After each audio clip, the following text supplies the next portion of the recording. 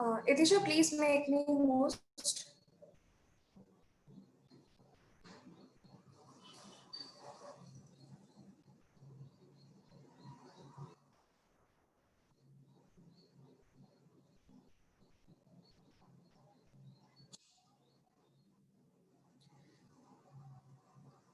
Itisha, please make me host.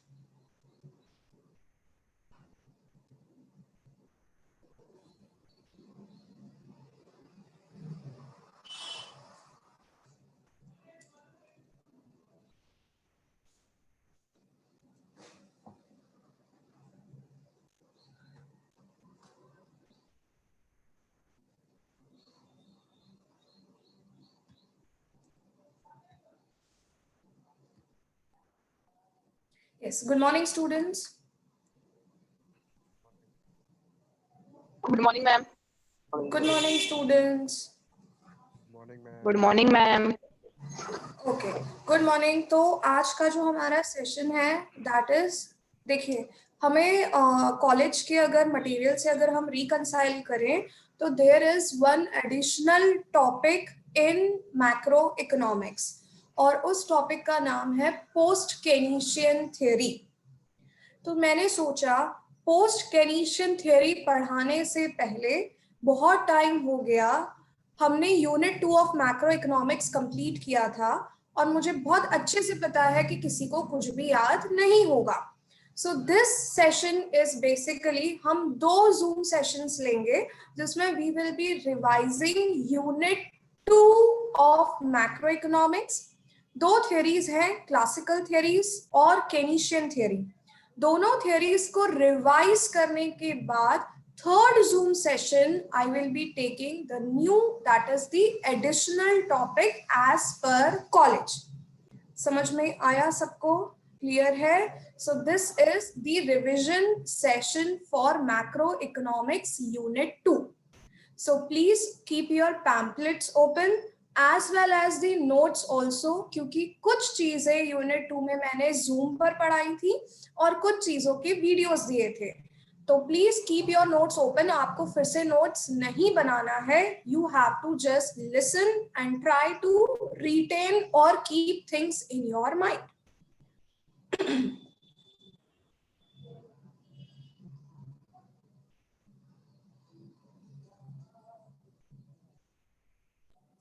Okay, so let's begin. Are you ready with notes as well as pamphlet?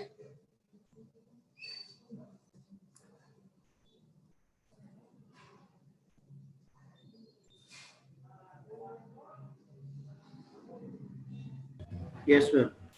Chale, let's begin.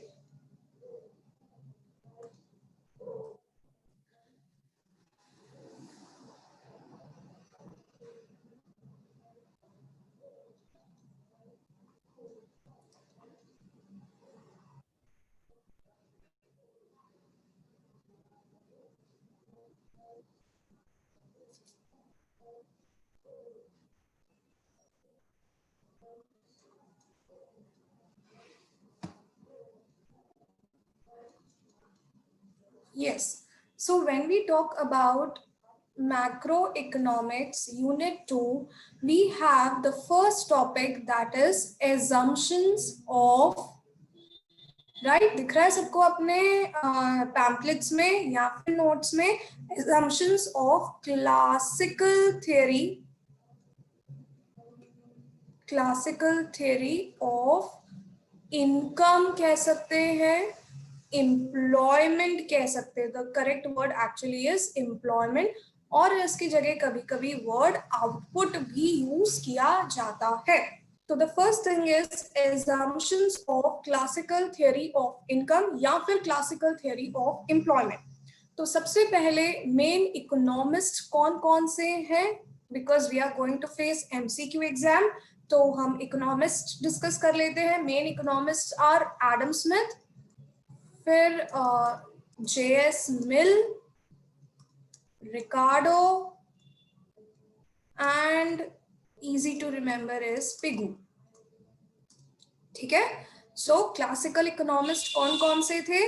Adam Smith, J.S. Mill, Ricardo and Pigou.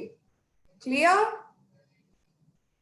these economists gave their classical theory in the pre-depression period. What is pre-depression period? There was economic crisis from 1929 या फिर 1930 भी बोलते हैं. तो ये जो बड़ी सी economic crisis थी 1929-30 ऑनवर्ड्स, उससे पहले की थियरी को, this period prior to 1929, before 1929 और बिफोर या फिर प्री डिप्रेशन पीरियड में क्लासिकल थियरी आई थी. Is it clear? किसी को डाउट यहां तक? चलो आगे बढ़े. तो classical economist, Yes, ma'am. classical economists gave their theory in pre-depression period, that is before 1929. Main economists were Adam Smith, J.S. Mill, David Ricardo या सिर्फ Ricardo, and Pigou. Next is assumptions. The first assumption under classical theory is economy is always in a situation of economy is always in full employment,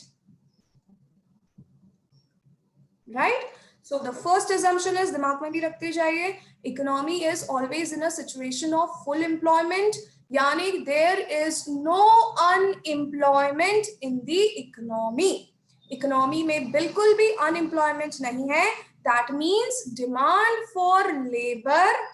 अब employment किसका होता है? Resources का होता है. तो demand for labour is equal to always what? Supply of labour. ऐसा assume किया गया था in classical theory of what? Employment. The economy is always in a situation of full employment.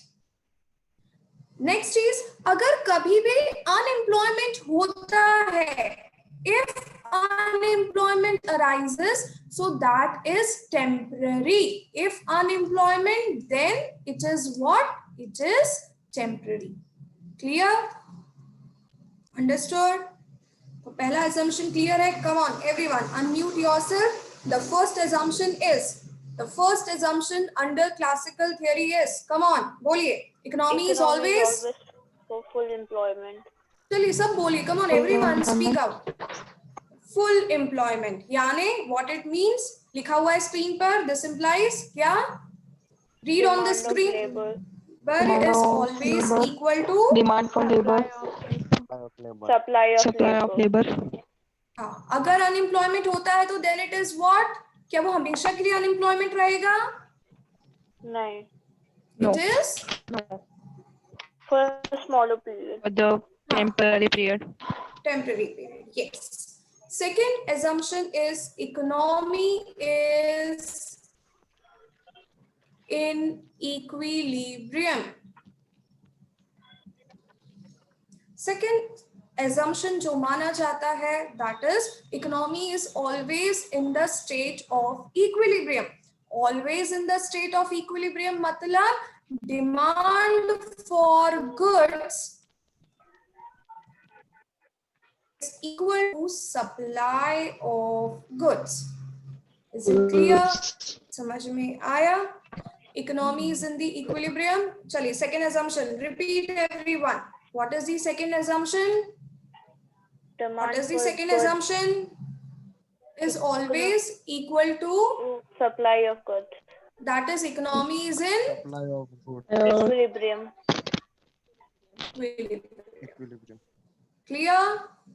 चलिए, पर इसके लिए Ma'am, your voice is breaking. breaking. ठीक है, मैं स्क्रीन पर भी लिख रही हूँ. तो इस assumption के लिए there are necessary conditions. वो necessary conditions कौन सी है? First is economy follows principle of. Come on, बताइए, आपके नोट्स में लिखा होगा. economy follows the principle of laissez-faire. Spelling पे मत जाना. Every time I make mistake writing its spelling. Right? The economy is always in the state of LAISSEZ. हाँ, laissez-faire, FAIR, right? Right. Fair. This time. Yes. So हाँ, economy is in equilibrium के लिए important condition क्या है? There is a principle of laissez-faire. Now, what is laissez-faire?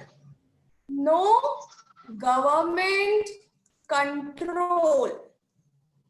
Is it clear? in the market. Laissez-faire means there is no government control over No market. government control. Private enterprise. No government control over private enterprises.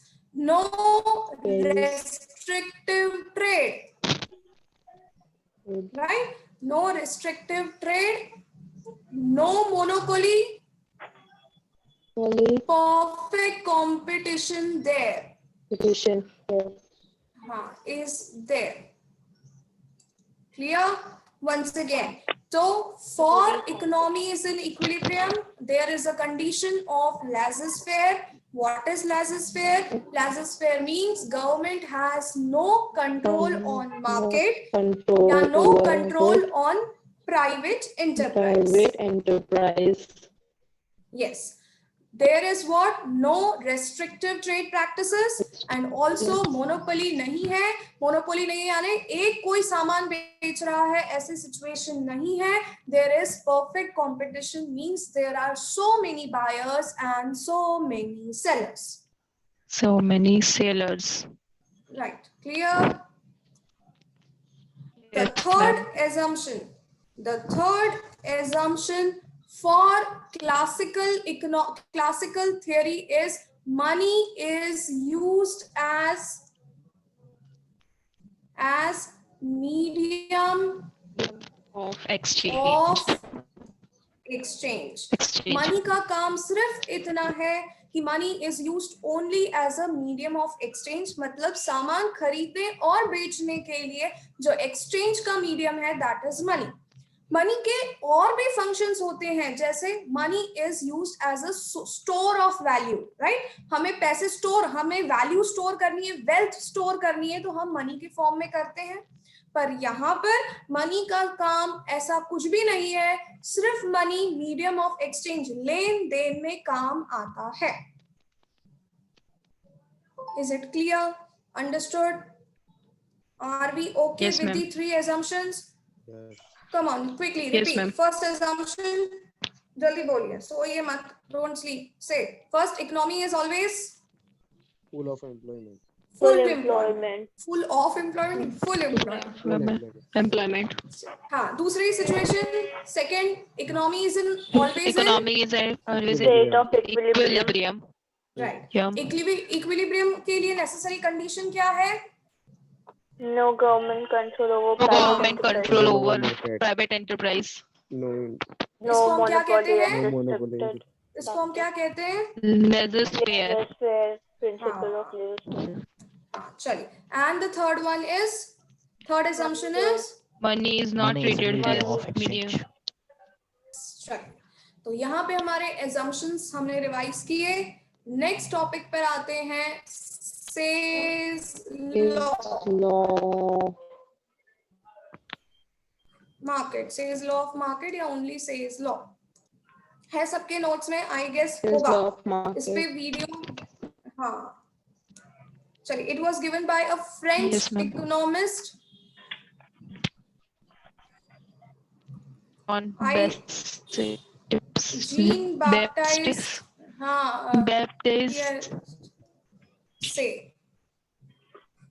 I see it is Jean only, no? Yes, G-E-A-N-E. Jean Baptiste. G. Yeah. Jean Taste. Baptiste say.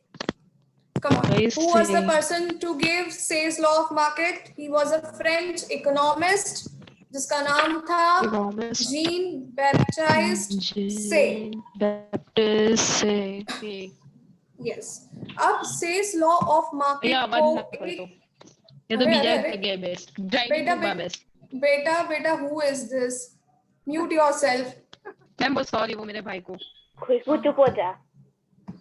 हाँ चलिए। गाली चलिए, तो French economist ने दिया, उसके बाद इसे एक स्टेटमेंट से भी पूछा जाता है, there is no over production and under production in economy.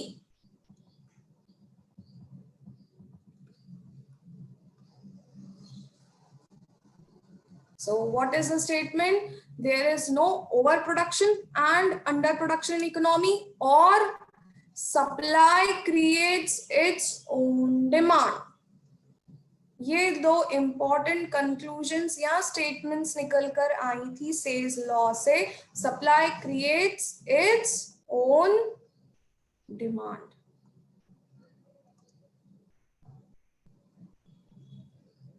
Is it clear? यहाँ तक सबको? तो दो statements, there is no general over production and under production. Economy में कभी भी ना तो ज्यादा गुड्स बनेंगे ना तो कम गुड्स बनेंगे। सप्लाई जितनी है उतनी ही डिमांड होगी। These are the two important statements which have come out of Say's law of market. अब Say's law of market को हम दो कंडीशंस में स्टडी करते हैं। The first condition is in money oriented economy, यानी ऐसी इकोनॉमी जिसमें मनी का यूज होता है, और दूसरी इकोनॉमी होती है बार्टर इकोनॉमी, बार्टर सिस्टम या बार्टर इकोनॉमी। तो Say's law can be studied in two economies या two conditions। ऐसी कंडीशन जिसमें मनी होता है और ऐसी कंडीशन जहां पे मनी का यूज नहीं होता है, goods are exchange for goods, जिसे हम बार्टर सिस्टम कहते हैं। चलिए पहले मनी ओरिएंटेड इकोनॉमी में समझते हैं what is sales law. Very easy, two sector model सबको पता है इकोनॉमी का।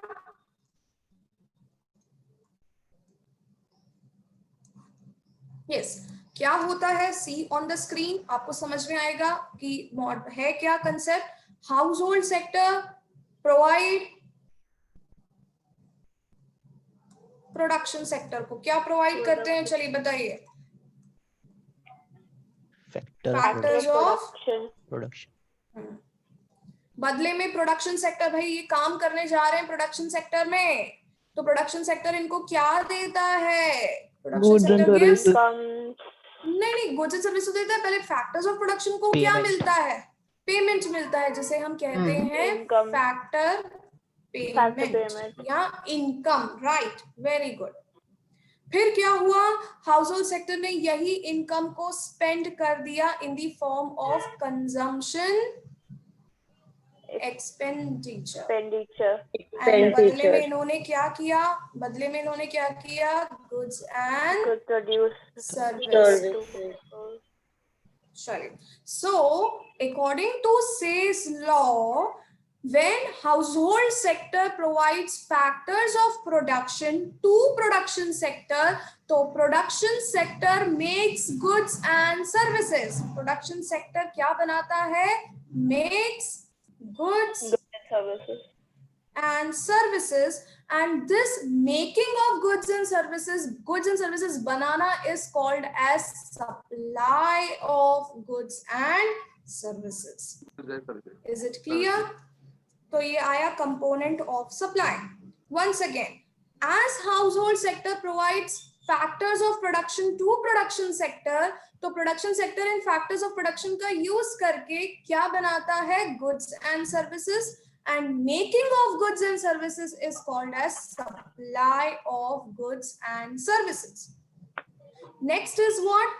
अब उनको factors of production provide किए, तो in return household sector gets income। household sector gets income in the form of factor payments, and with this income they will buy goods and services, and with this income they will buy goods and services, and buying goods and services is called as, and buying goods and services will make up which component? Demand of goods. Is it clear? Goods and services. समझ में आया? चलिए, तो वापस से in return house hold sector को क्या मिलता है? इनकम मिलती है in the form of factor payments, और इस इनकम का यूज करके या इस इनकम से वो लोग गुड्स एंड सर्विसेज खरीदते हैं. दिस खरीदना component is demand of goods. Is it clear? So last point जो इसमें इंपॉर्टेंट है वो ये है कि in economy total production is equal to total income. Very, very important thing that is told about Say's law. Say's law कहता है कि total production इकोनॉमी में total income के बराबर होता है. कैसे? देखिए स्क्रीन पर.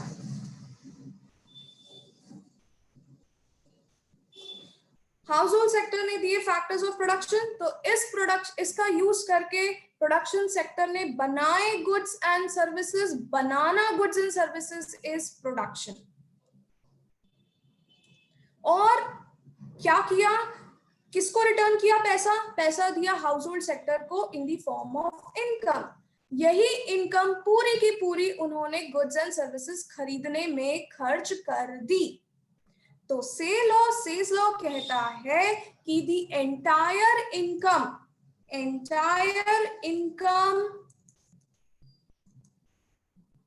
Is spend in buying goods. Is it clear? पूरी इनकम गुड्स खरीदने में लग जाती है और इकोनॉमी में प्रोडक्शन और इनकम इक्वल होता है. If now comes if and buts. If income, entire income is not spent, अगर पूरी की पूरी इनकम स्पेंड नहीं होती, that is there is what, that is saving होगी. तो savings will be automatically converted into what? Investment. and investment up होगा and पैसा वापस रिटर्न हो जाएगा किसको? प्रोडक्शन सेक्टर को. Is it clear? Yes or no? Yes. No, it is not clear. I know.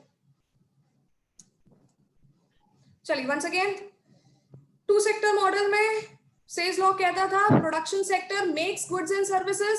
Making goods and services is which component? Come on, speak up.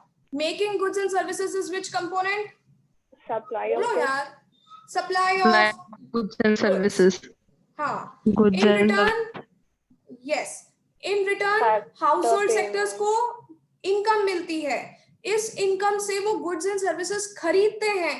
तो खरीदना of goods and services is which component? Demand of goods. Demand of goods. फिर उसने कहा कि economy में हमेशा जितना production होता है उतनी ही इनकम होती है. तो मैम ऐसा प्रॉफिट कहाँ से होगा फिर? जैसे profit is also the income ना. प्रॉफिट एंटरप्रेन्योर की इनकम है. प्रोडक्शन और इनकम सेम हुआ तो प्रॉफिट मार्जिन कैसे होगा? ये ब्रेक इवन पॉइंट हो गया ना. नहीं बेटा, ये वो सिचुएशन जैसे जितने भी गुड्स बनाए, फैक्टर पेमेंट, सबसे पहली बात तो फैक्टर पेमेंट में प्रॉफिट भी तो इंक्लूडेड है. अच्छा. समझ में आया? फैक्टर पेमेंट में rent for land, interest for capital, entrepreneur को क्या मिलता है? प्रॉफिट. प्रॉफिट. Okay okay. ठीक है. तो इनकम में प्रॉफिट भी तो ऐड होगा. ऐड है, इंक्लूडेड है. तो जितनी इनकम होती है, कहने का मतलब है जितनी इनकम होती है वो सारी की सारी इकोनॉमी में क्या हो जाती है? सारी की सारी इकोनॉमी में खर्च हो जाती है. क्या खरीदने में? गुड्स खरीदने में. यानी इनकम इज इक्वल टू जितना प्रोडक्शन हुआ है. किसी को कोई doubt? Entire income is spent in buying goods. पर अगर there is a situation of saving, तो सेविंग्स अगर की है तो वो ऑटोमेटिकली इन्वेस्टमेंट हो जाएगा और इन्वेस्टमेंट होकर वापस से पैसा प्रोडक्शन सेक्टर पर रिटर्न हो जाएगा. This is sales law. किसी को कोई डाउट? No. तो दो स्टेटमेंट सेल्स लॉ की. Supply creates its own demand. Supply हुई है तो उसकी डिमांड भी क्रिएट होगी. क्यों? क्योंकि गुड्स बने हैं किसका यूज होकर? फैक्टर्स का यूज होकर, और फैक्टर को मिली है इनकम, और इनकम मिली है तो ऑब्वियसली गुड्स वो डिमांड करेंगे. तो सप्लाई से निकले और डिमांड पर एंड किया. That is supply creates its own demand. Demand. अगर सेविंग है तो सेविंग से पैसा निकल जाता है इकोनॉमी से, पर no need to worry, savings will be converted into investment.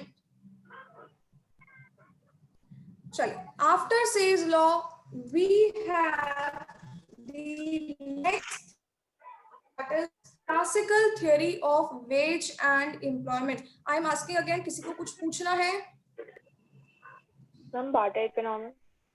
हाँ, बार्टर इकोनॉमी. यस, चलिए बार्टर इकोनॉमी एक्सप्लेन करते हैं. Very easy. Second condition under sales law is barter economy. So, मान लीजिए there is farmer producing rice, and there is इसको ले लें, weaver producing cloth. Weaver making cloth.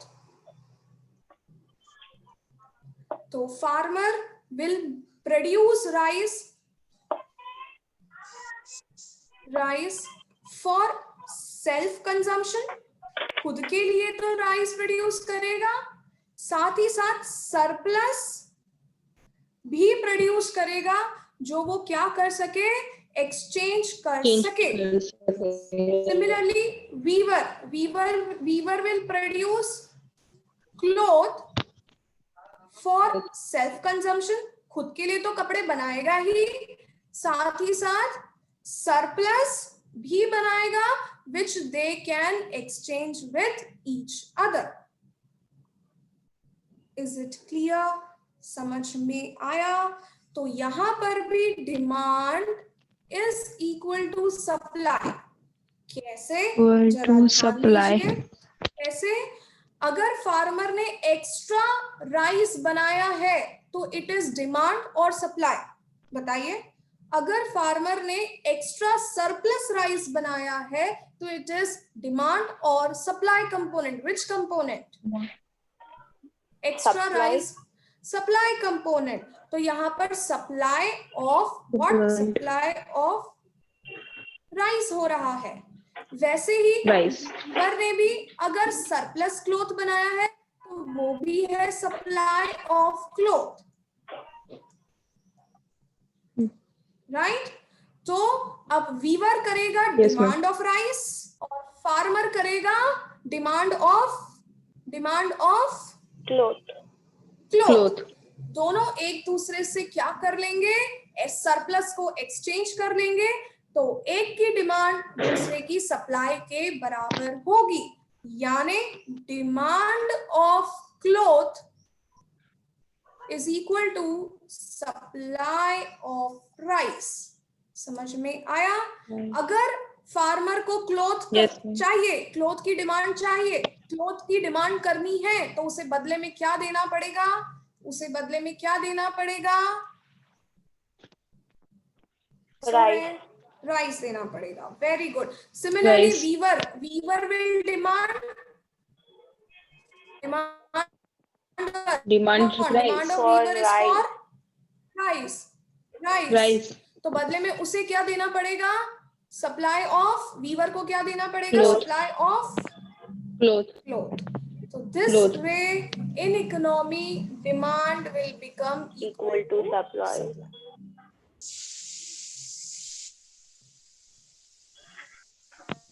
Done? Yes. Yes तो मैं इस सेल्स लॉ को सम करती हूँ 2 लाइंस में।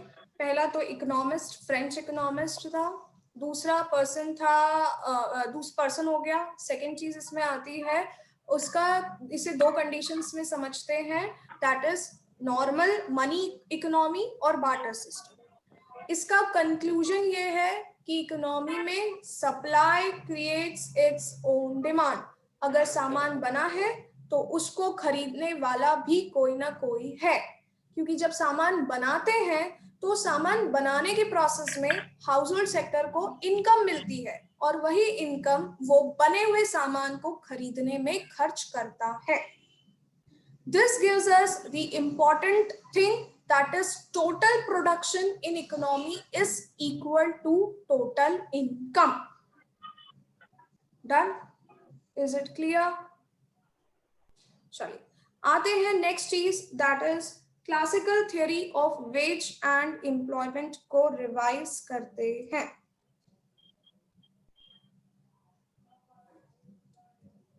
आई होप पैम्पलेट में भी इसी सीक्वेंस में है।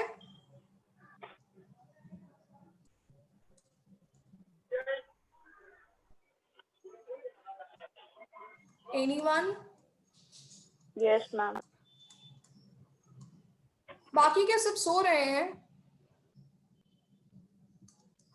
Classical theory of wage and employment. Ma'am यहाँ पर आते हैं, हाँ बोलो। मैम ये पूछना था कि जो सेल्स लॉ आपने लास्ट वाला पढ़ाया वो कितने मार्क्स में आएगा? बेटा अभी तो हमें ऑब्जेक्टिव के लिए पढ़ना है सब कुछ। हाँ You are मैम, going पर to- अगर मतलब हम लोग ऑब्जेक्टिव का एग्जाम हो जाता है खत्म, फिर एक्सटर्नल के लिए अगर शायद हम लोग स्टार्ट कर रहे हैं तो फिर यस तो इट वुड बी इन, मुझे लगता है जहां तक क्या होता है 2.5 होता है और दूसरा कौन सा होता है 2.5 होता है। नेक्स्ट सेक्शन, नेक्स्ट क्वेश्चंस कितने के होते हैं? शायद मैम 10 मार्क्स 10 2.5 और में आएगा, फिर 10 हाँ 15 15 करके। हाँ तो इट वुड बी अंडर 10, ज्यादा से ज्यादा 10 या 2.5 में भी पूछ सकते हैं। तो शॉर्ट में एक्सप्लेन करना है, दैट इज मतलब टोटल इसका प्रोडक्शन। ज्यादा इम्पोर्टेंस नहीं है। हाँ मतलब मैं किसी भी टॉपिक के लिए नहीं बोल सकती कि दिस इज इम्पोर्टेंट और नॉट इम्पोर्टेंट अभी तो, है ना। हाँ चलिए, ठीक और है। वी विल अगर एक्सटर्नल के लिए भी पढ़ते हैं तो we will have one booklet from you will, आपको एक मिलेगी जिसमें पास्ट ईयर के क्वेश्चंस होंगे, राइट। हाँ तो हमें हाँ पता पड़ जाएगा अगर सेल्स लॉ पूछा है तो कितने मार्क्स में पूछा है। ओके ठीक है। चलिए, now this classical theory of wage and employment अगर ये पूछी जाएगी तो ये मैक्सिमम वेटेज में ही पूछी जाएगी, है ना। शुरू करते हैं। इसमें आते हैं, yes classical theory of wage and employment कहती है कि डिमांड, इसमें 2 कंसेप्ट्स आते हैं। सबसे पहले सप्लाई ऑफ लेबर, आपके पास इसके नोट्स होंगे, I hope so. Supply Yes, of ma'am. Labour, चलो सप्लाई ऑफ लेबर का मतलब समझते हैं। हमें काम करना है, labours are willing to work. Is it clear? Supply of labour यानी हम जितने भी अभी मीटिंग में है 66-65 students including me, we want to work, so this is supply of labour. ठीक है, people willing to work is supply of labour. Now this supply of labor depends upon 2 things. First is marginal, बोलिए आपके notes में होगा marginal Base utility. of labor. Yes, Disutility of labor. marginal disutility of labor, and the second thing is real wage rate. Wage rate.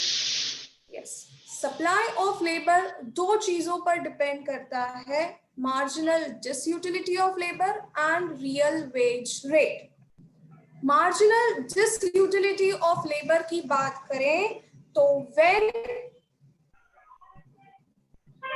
People work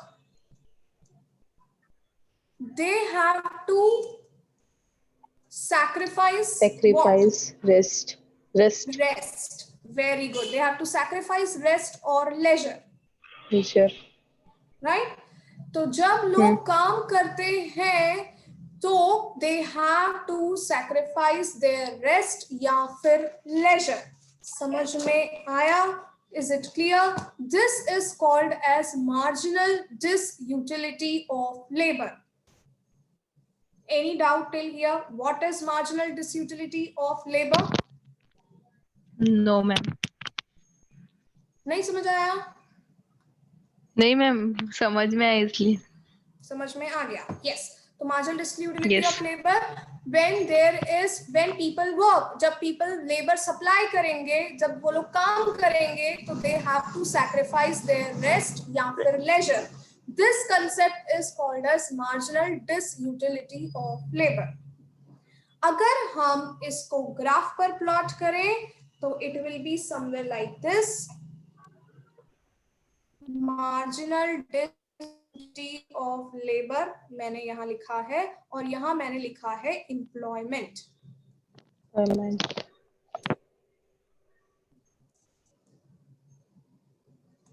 Yes, and the graph is upward sloping. That is जब labour L1 employed था, यानी L1 लोग काम कर रहे थे, तब disutility इतनी थी, तब डिसयूटिलिटी इतनी थी। जब और लेबर आएगा, जब ज्यादा लेबर्स, ज्यादा एम्प्लॉयमेंट बढ़ाएंगे तो डिसयूटिलिटी इंक्रीज होगी। इंक्रीज होगी। क्यों? क्योंकि ज्यादा लोग काम कर रहे हैं, लेजर का सैक्रिफाइस भी, रेस्ट का सैक्रिफाइस भी बढ़ रहा है। Yes, marginal disutility of labor. This line shows when you increase the employment, तो disutility of labor increases, यानी sacrifice of rest, यानी sacrifice of leisure also increases. चलिए, समझ में आया कि नहीं? Yes ma'am. बाकियों को?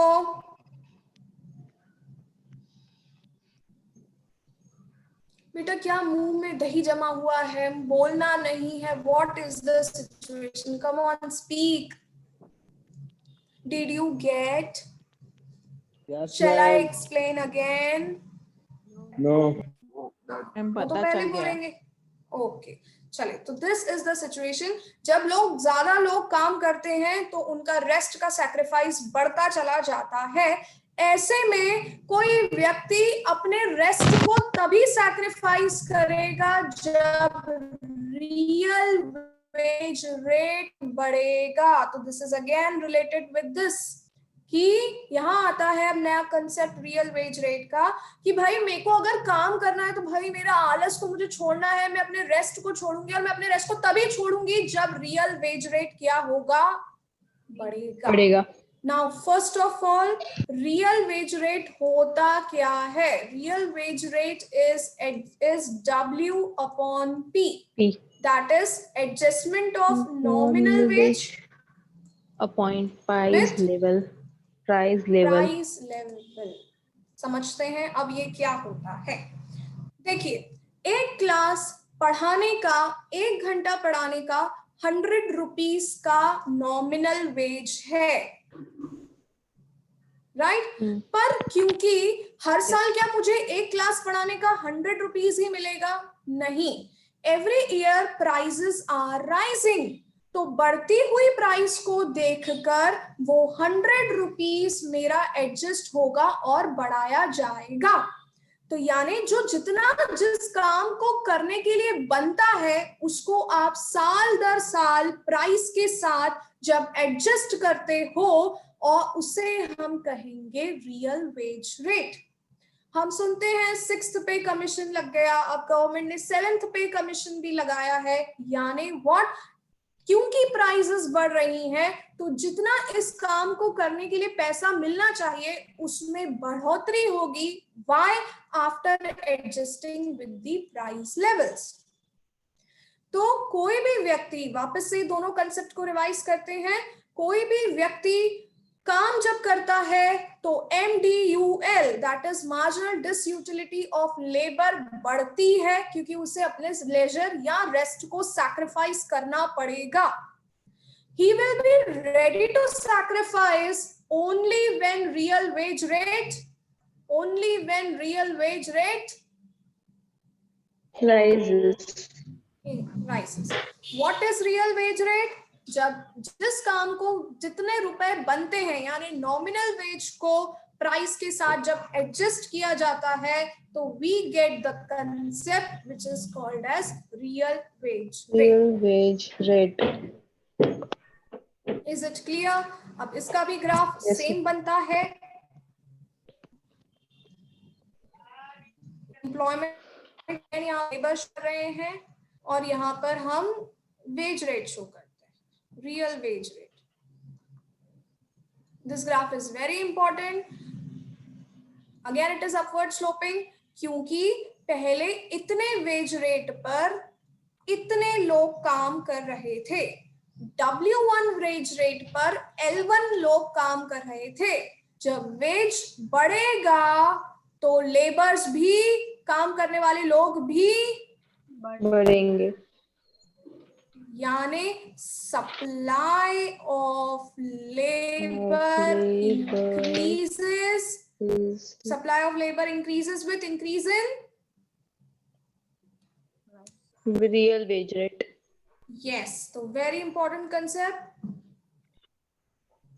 Supply of labor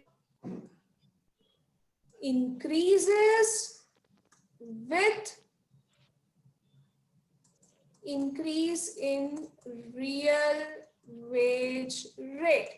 सीधी सी बात है, इतना मैथमेटिकल नहीं जाते हैं. सीधी सी बात है भैया, अगर सप्लाई ऑफ लेबर यानी काम करने वाले लोग, अगर मार्केट में ज्यादा पैसा मिलेगा तो हर कोई काम करना चाहेगा, तो सप्लाई ऑफ लेबर बढ़ जाएगा. जब वेज रेट बढ़ेगा. बढ़ेगा. Done? Any doubt till here? Yes, ma'am. No, ma'am. This is supply of labour में दो कंसेप्ट्स आते हैं, marginal disutility of labour and wage rate. आगे पढ़ना है कि let's continue in next session. Next session Yes, ma'am. से ठीक है, तो will continue this Yes, ma'am. Theory in next session with the दो थियरीज आगे की नेक्स्ट सेशन में कंप्लीट करेंगे. चलिए, till then bye bye, take care, keep studying. Bye, ma'am. Bye. Bye. Bye.